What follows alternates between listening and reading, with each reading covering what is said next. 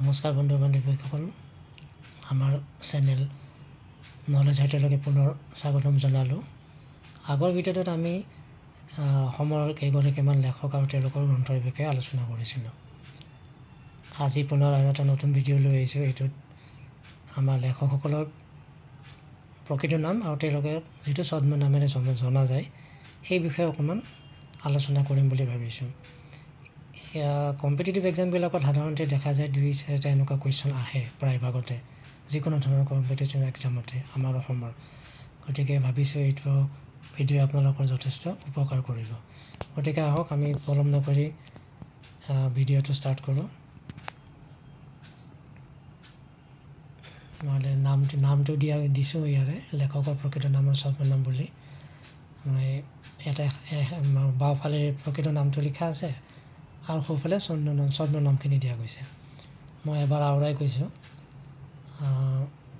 প্ৰমোদ কুমাৰ বৰদলৈ, তেখেতক ছদ্মনাম অঘৰী। ছৈয়দ আব্দুল মালিকক জনা যায় অজগৰ বুলি। বিষ্ণুপ্ৰসাদ ৰাভা, তেওঁক জনা যায় বিষ্ণুপ্ৰিয়া ৰাভা ঠাকুৰীয়া বুলি। ডক্টৰ বাণীকান্ত কাকতি, তেখেতৰ ছদ্মনাম হৈছে ভাৱানন্দ পাঠক। কমলাকান্ত ভট্টাচাৰ্য, তেওঁক অষ্টবক্ৰ নামেৰে জনা যায়। তেনেদৰে আনন্দৰাম ঢেকীয়াল ফুকন, তেওঁৰ ছদ্ম নামটো হৈছে এ নেটিভ। লক্ষ্মীনাথ বেজবৰুৱাৰ ছদ্মনাম হ'ল কৃপাবৰ বৰবৰুৱা।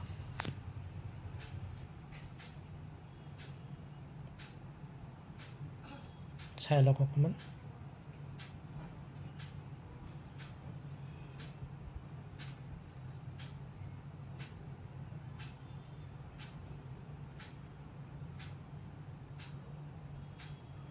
নেক্সট শ্লাইডলৈ গৈ আছোঁ। ৰজনীকান্ত বৰদলৈ, তেওঁৰ ছদ্মনাম হৈছে ভোলাই শৰ্মা। ডক্টৰ বিৰিঞ্চি কুমাৰ বৰুৱা, তেখেতৰ ছদ্মনাম বীণা বৰুৱা। তেনেদৰে বেণুধৰ শৰ্মাৰ ছদ্মনাম বিহীগতি বৰা। কুমুদ চন্দ্ৰ হাজৰিকা, তেওঁৰ ছদ্মনামটো ৰঞ্জু হাজৰিকা। সেইটো একচুৱেলি আমি সকলোৱে জানো।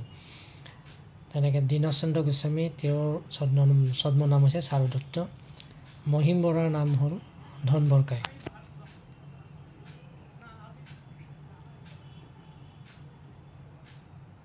এবাৰ চাই লওক।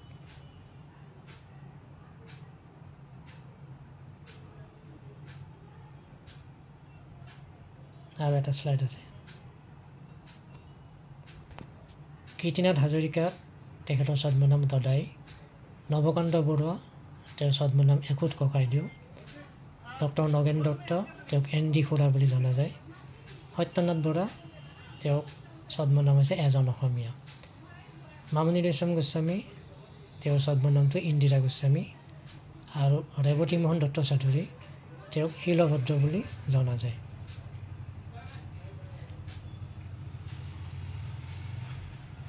আশা কৰিছোঁ আপোনালোকৰ এইখিনি যথেষ্ট উপকাৰ হ'ব।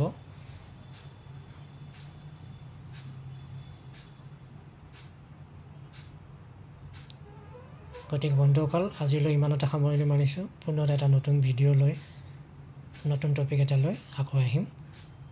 তেতিয়ালৈকে ধন্যবাদ।